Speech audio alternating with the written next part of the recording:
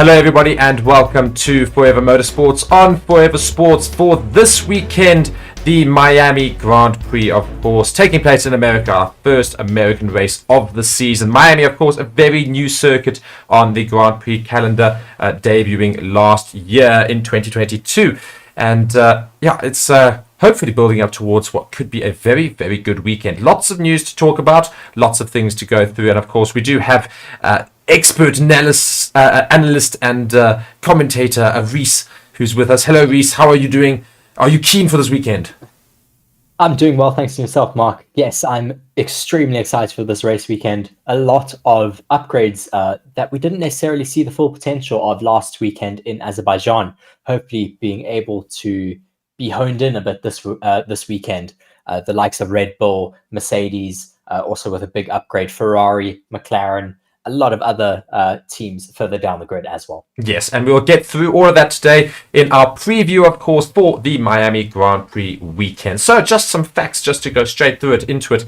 Of course, we are back in Miami, second race of the F1 history, and just some facts about the track. So, of course, the first time it was hosted was last year, and the number of laps that they will be racing is 57 laps. The race circuit is 5.4 kilometers long.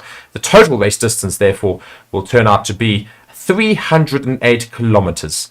And the current lap record, albeit they haven't had many opportunities to break it yet, is held by Max Verstappen last year with a 1 minute 31.361. That was his time last year. Can the new cars beat it? Of course, this year. Let's see if they've made enough upgrades to, of course, go and challenge that. So just a little bit of facts about the Miami Grand Prix, of course. Before last year's Miami Grand Prix, the sport had previously raced once in Florida, in Sebring, back in 1959. So not that any of you would have remembered any of that. But yes, when it moved on to the calendar for 2022, the Miami Grand Prix was licensed for 10 years. Meaning that after this year's race, there will be another 8 at minimum. So lots of races to go in Miami. So be sure to get used to the track because it's going to be around for a while. Miami is the 11th different location in the USA that has hosted a Formula One race. Crazy, isn't it? And then during the planning phase, there were reportedly 75 different track designs made for the Miami Grand Prix. That's quite a lot, I suppose there should have to be quite a lot. It's a very, very nitty-gritty sport. And lastly, I'll just go through it. And it says, when it was introduced to the calendar last year, Miami became the 77th different track used for a Formula One race. And actually not as many as I thought there would be. So just going into the schedule for the weekend so we all understand exactly what is happening. We have got tomorrow, Friday, 5th of May, practice 1 and practice 2. These are all the times I'm going to be telling you in Eastern Standard Time, because that is the local time for the race. Practice 1 will be taking at 2:30 p.m. and practice 2 at 6 p.m. And for British Standard Time, for most of our other people, and that'll be close to more of the African nations and otherwise, you're looking at 7:30 p.m. in the evening and 11 o'clock in the evening. That's British Standard Time. Saturday then comes May 6th, practice 3, 12:30 p.m. in Eastern Standard Time, and qualifying at 4 p.m. Eastern Standard Time. For British peoples, that's 5:30 and 9 p.m. respectively. And Sunday, the big race on May 7th at 3:30 p.m. Eastern Standard Time, otherwise 8:30 British Standard Time. And for all the South Africans, that's 10:30. So, lots to look forward to, Reece. Yes, just the article straight going into news for this race weekend. The FIA has announced that they will be shortening some of the DRS zones in Miami. So, as reported before the season, the first 5 races of 2023 would see changes to the DRS zones, either extensions or reductions, in order to better balance overtaking. In Miami, the first 2 of 3 DRS zones have had their activation points moved further up the road, meaning that the DRS will only be allowed to be open for a shorter amount than it would have been last year. The first DRS activation points at the flat-out turn to turn 11 has been pushed back from 30 meters after turn 9 to 105 meters after the corner, reducing the DRS zone by 75 meters. The second DRS zone on the back straight has also been shortened by 75 meters and now starts 525 meters after turn 16. So quite some significant changes to the DRS zones here. Do you think that will make a big change in overtaking here in Miami, Mark? Well, I mean, it's funny, because if you guys want to know, we go and race. Of course, every time we come to a race weekend, we go and race the equivalent track inside the game, of course, with the team. And a whole lot of comments from everybody was just saying how long these DRS zones are from last year. Of course, we were playing last year's version of the track, and just saying that it's just stupidly long in terms of it's so easy to overtake some people. So, and I think that is what we more or less saw last year, especially with those Red Bulls, with the DRSs, of course, being some of the most powerful on the grid.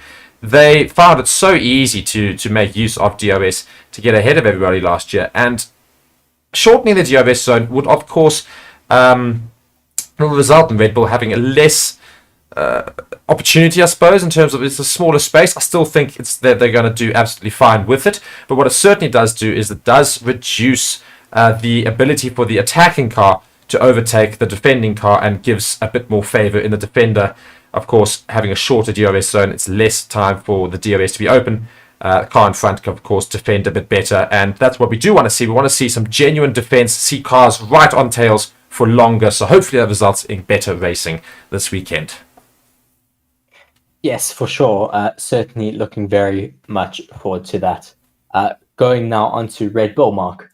Yes, indeed. As I said, big news, of course, this, and I'm just going to pull across the news studio here. Red Bull have, of course, and the resource alerted me to this immediately, but they have going to try and curb the curse of a special livery for this weekend. It's a really, really, really cool livery, and I would love to just try and get it to come across, but for some reason I can't get the image up. But nonetheless, we will get the image up as soon as I can. But it's a very, very cool car. So basically what's happening is they've pinstriped it with a purple, a red, and a very light blue going across the whole car from left to right. And of course, it's very Miami, of course, and all those bright colors of the Miami scene. So it is very, very cool, and I can't wait to see it now. Yes, very, very exciting to see that Red Bull is allowing fans to design the livery for their cars for 3 of the races this season. All of the American circuits are being, their cars are all being designed by a fan for each of the American circuits. That's that. I'll just read through it. Sorry, I was just trying to get my image up, and I've got it now. So let's say, so they're going to do 3 fan-penned designs across the whole campaign. So it's going to be in Miami, Austin, and Las Vegas. All of them, the American races. So that's also quite interesting to note. They've made a special thing for all of the American races, not any of the other circuits. So that's quite interesting. I think it's maybe because... Here's a theory. Do you think it's because they think America is not quite traditional at Formula 1? So when they do these little special things that have not been a thing of the past, they're going, well, you know what? We're going to stay away from doing it like Monaco, for example, or otherwise, we keep it traditional there. You keep your normal livery, and we go to America. Well, they're new; they don't care. So let's just go and put the fun stuff there. Well, I think it's also a very good marketing tactic. I mean, we've seen how Formula One as a brand has been trying to attract the American market more and more. I think this is Red Bull's way of doing it as well. Of course, Red Bull signing with Ford for 2026. They're just getting more and more involved with the American market, possibly. Yeah, and just continuing on here. So the judging panel for the cars, the different liveries, of course, was headed up by the Red Bull team principal Christian Horner, and included representatives from the team's title partner Oracle, principal team partner Bybit, and technology partner Mobile One. And Horner had to go and say this. He says, to give our fans the opportunity to influence our design at the 3 USA races is something you just don't see other teams doing, said Horner. It is important to the team to be able to involve our fans in what we do and give them unique opportunities like this. I think Martina has done a great job, and the livery looks incredible when you see it in real life. The design keeps the ethos of who we are, but introduces Miami to the Red Bull 19 as well, the RB19. We are definitely going to stand out when you see that car on track. I'm intrigued to see what people come up with for Austin, and of course Las Vegas. That promises to be really exciting. So yeah, very, very cool. But as I said when I started this whole thing, there is normally a curse when it comes to special liveries for race weekends. Well, you say that, but I mean, it hasn't necessarily been a curse for all of the teams. I mean, it's certainly been a curse for Mercedes when they ran that heritage livery in Germany. that did not go well. No, that was a shocking day out for them. Red Bull ran their Honda tribute livery, and they won that race. So I mean, maybe it's not a curse for Red Bull. Yeah, I just think that the only problem is that you look at the recent liveries, especially last season, as at least, not turning out fantastically for everybody. Ferrari, of course, running that special livery that one time with the yellow, with the more yellowified car, I suppose. Both cars didn't end up on the podium. 75th anniversary car. And it was not a great day out for them either. So normally when teams do this sort of thing, it's sometimes for some reason some interesting things start to creep in. So whether or not we're going to see that this weekend remains to be unseen. But hopefully nothing goes too far wrong. But it is a very, very cool design. I just want to touch on it just before we move on. It's a really, really cool design. So fair play to who is it that did it again? So I just completely forgot. Martina, I think it was. Martina. Yes. So well played. Well played. That was it's a very cool design. Yes, going further on from that, just looking at some of the upgrades that we have going into this weekend, we've had a lot of teams working on their floors, specifically the likes of McLaren, Red Bull, Alpine, who else? Mercedes, I'm sure, will also have some tweaks coming for this race weekend. They obviously did not get so much time last weekend in Azerbaijan to test these floors because of the sprint format for the race, for the weekend. So they will certainly be wanting to test them out properly in Miami. That is for sure. Yeah, as I said, I thought I was quite good there with my show credentials. There's, as you said, McLaren. Boom! There's my McLaren car appearing on screen. I thought that was quite good. So appreciate Nate for that. I think we'll just go through and read this a little bit.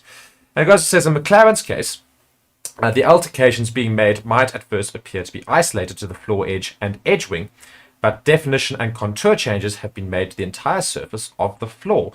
This includes the height of the forward floor blister, the red arrow or otherwise, which will have a direct influence over the shape of the tunnel and strakes beneath. Reece, do you want to carry on? Otherwise, keep going.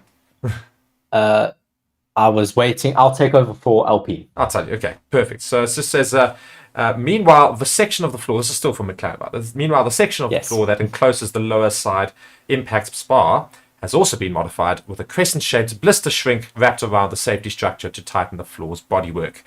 At the rear of the floor, it's clear to see that the interface between the side pod and ramped kick-up has also been re-characterized in order to take advantage of the changes that have been made upstream. So all of these various things, basically, as a consequence, will allow the rear portion of the floor has been modified to make better use of the new flow structures generated ahead of it. So hopefully, better airflow throughout the entire car. That is the hope. Yes, and moving on to Alpine, the changes that they have made have not been as extensive as McLaren, but are also just as rewarding from a performance standpoint, given that there are optimizations of their design of their car already. The midway flap that's created by two cutouts on either side of the floor has now got a leading edge curl facing down towards the ground rather than away from it, whilst the surface geometry of the flap has also been adjusted besides.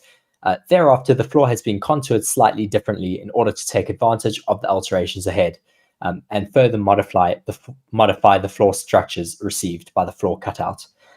Also, just some more changes made to their floor to optimize airflow around that skirt and just create a best suction underneath the car as well. Yeah, and I mean, Red Bull also deployed a new floor in Azerbaijan, of course, as modified design in order to take advantage of revisions made to the RB19's side pod.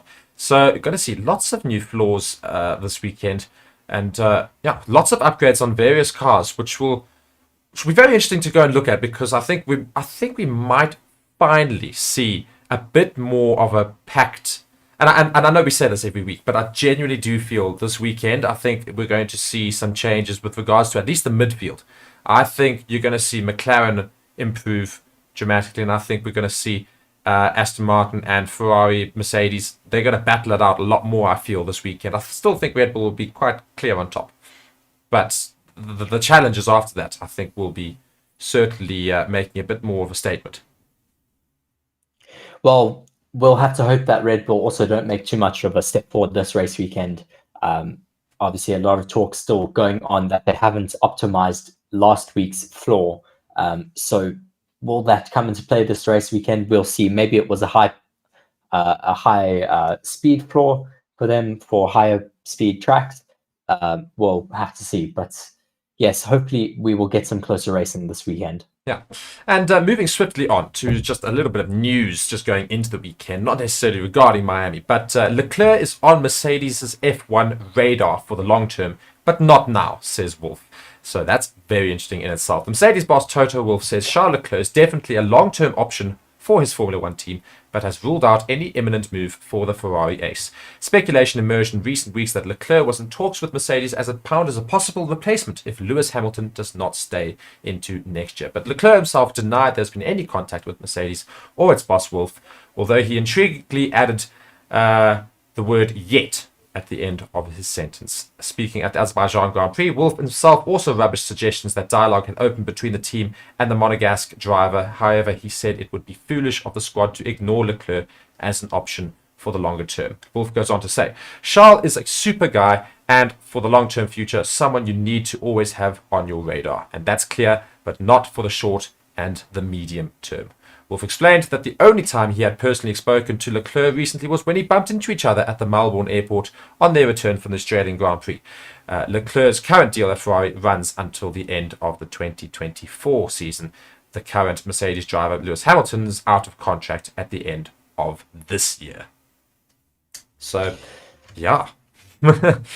A lot of speculation going on, obviously, whenever someone's contract comes to an end, especially a 7-time world champion like Lewis Hamilton, there's always going to be a lot of speculation, a lot of talk. Maybe he'll get another 1-year extension, maybe a 2-year extension. We'll have to see from there, but I don't think we'll be losing Lewis Hamilton all too soon. Also, I think the problem, or at least the issue, not necessarily a problem, is the fact that Hamilton and Wolff have got a very, very good relationship. The Mercedes team and Hamilton have worked together for many years now. You know, it's like Mercedes Hamilton is in one word. That is just that's how we know it. At this stage, Lewis Hamilton is as much of a figure in Formula One as Valentino Rossi is in MotoGP. It's like Michael Schumacher. It's synonymous with the name Formula One.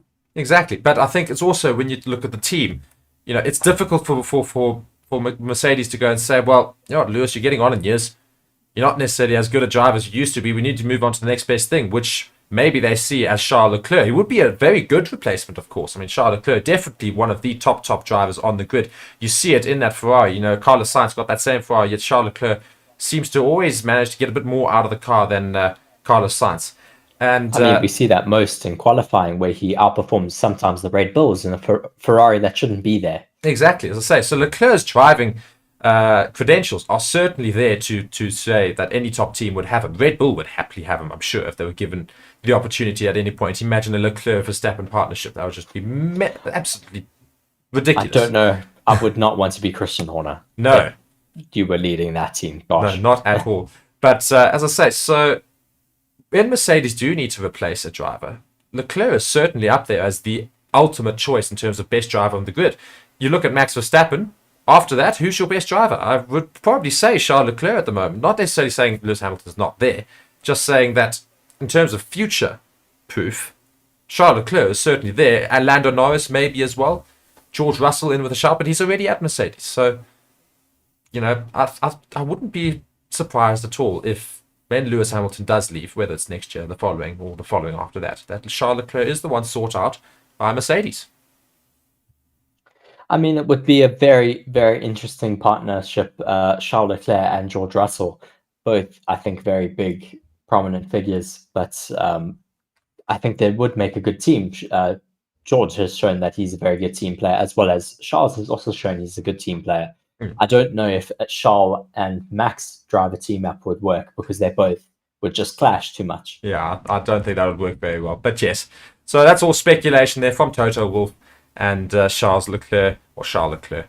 However, each person wants to say it. Everyone has a different thing.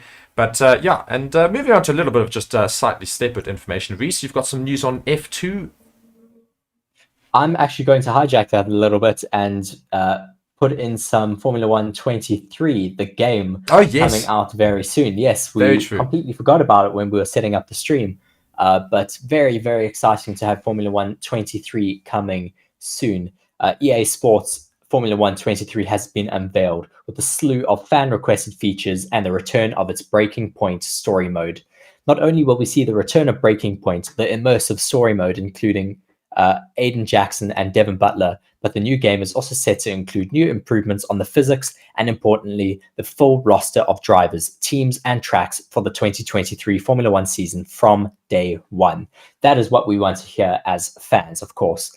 As we hoped and expected, the full calendar for the 2023 edition of the Formula One schedule will be included with the new game. That will include the new venues, such as the new Las Vegas Strip street course in the US and Losail International Circuit in Qatar from launch.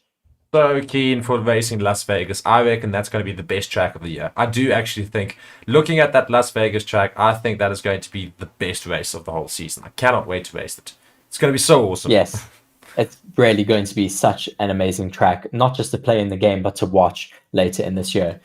Carrying on, the last Codemasters developed Formula One game to feature red flags, which is now being reintroduced in this game, triggered after a pileup was Formula One 2014. They've been absent ever since, and dedicated Formula One fans will be happy that they are returning. It may create some havoc, though, in our Formula One streams, but we'll have to see about that. As well as handling has now been further improved in the Formula One games, making it more predictable, at least, as well as hopefully allowing it to be a bit more realistic, truer to the new cars in 2023. Also, some questions from fans asking if Podium Pass is getting revised for the F1 World. Podium Pass has been in the Formula One game since Formula One 2020 and has remained largely the same since. It includes optional challenges across Grand Prix and time trial modes that dish out XP. That XP levels you up, and when you go from one level to the next, you unlock cosmetic items such as car liveries or drivers' outfits. In Formula One 22, this also included furniture for F1 Live as well. Yay. The announcement makes no mention of Podium Pass, but F1 23 is set to include an F1 World Hub. It sounds oddly familiar, but offers some distinct differences from what Podium Pass used to be. Specifically, a new progress system and form of car upgrades will now be achievable.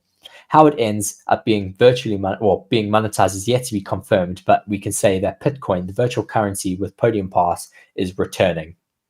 Yeah, so very, very keen to see when I can go and get that game. I cannot wait to play it. It's going to be very expensive, though. I don't have that money. But I'll tell you what, you guys can go and... If more people watch the channel, more people subscribe to the channel, and like the videos, and etc., maybe we can go and afford the game and we can play it all for you and fool around and make a complete fool of ourselves. Yes. So the standard edition of EA Sports Formula One 23 is set for release on PC via EA app, Epic Games, and Steam, as well as PlayStation 4, 5, Xbox One, Xbox Series, and all the rest on the 16th of June. The digital exclusive of EA Sports Formula One 23 will be released on the 13th of June. So pretty much almost my birthday. So give me a birthday present, people, please. Is that a hint? That's a hint, nudge. No, I'm joking. But yes, so the game, very, very keen to see that game. And then, as I said, to go and race around Las Vegas and some obviously improved circuits as they have changed a little bit for this season.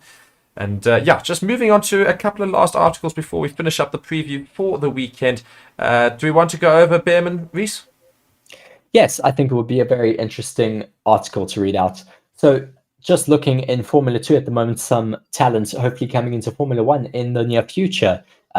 Oliver Behrman, who is a Ferrari Driver Academy driver in Formula 2, has taken both feature race wins in 2023 so far in Formula 2. Red Bull junior team driver Enzo Fittipaldi secured his first podium of the year in Formula 2 ahead of ART Grand Prix and Sauber Academy driver Teo Pourchaire.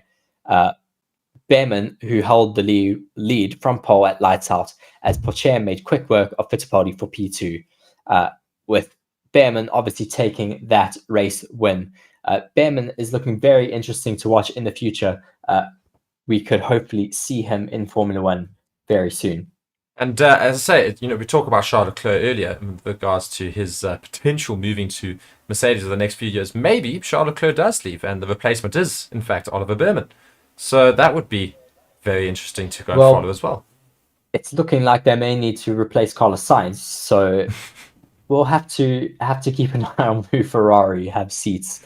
That could come and fill those seats for them.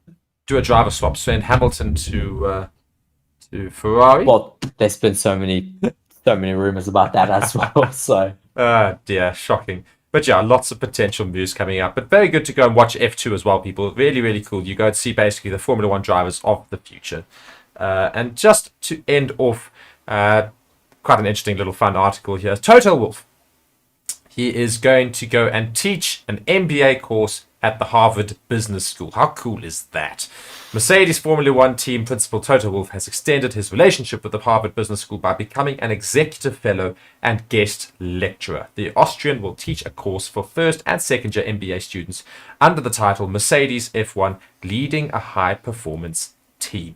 The course will take place in January 2024, taking advantage of a rare, relatively quiet period in Wolff's usual hectic schedule as boss of the Brackley organization.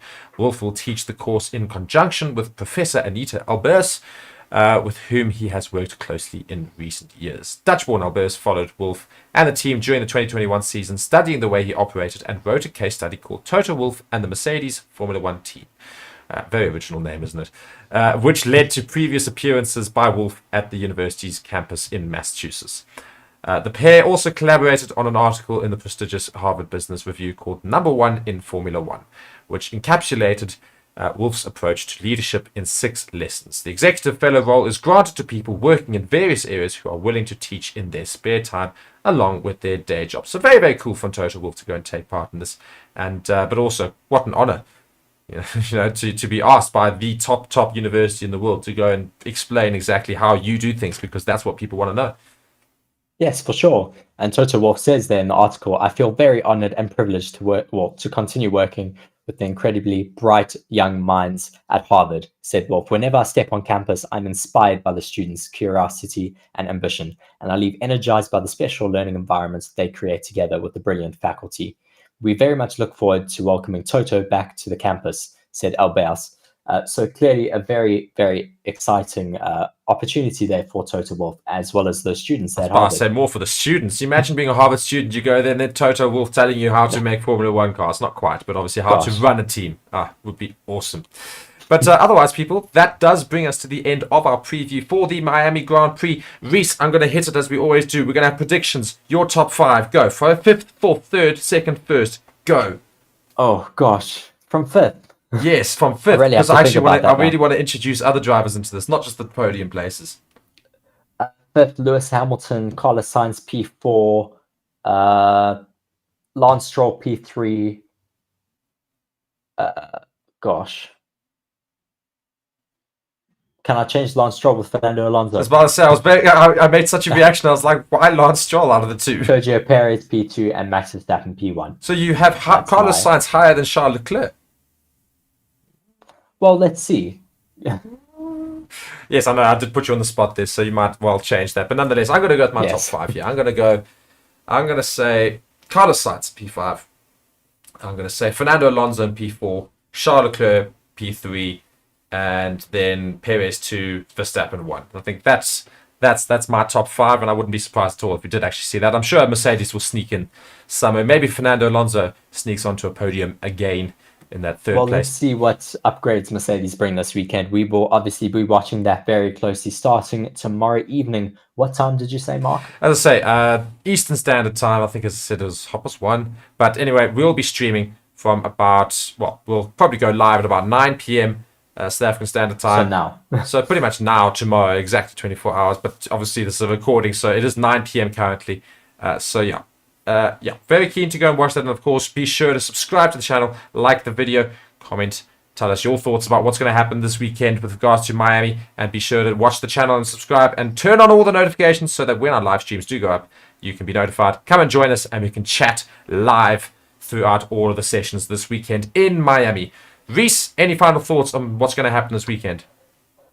Well, I hope we get some shake-ups with the upgrades coming this race weekend, but we will have to see. Very exciting race weekend ahead of us, so please do join us.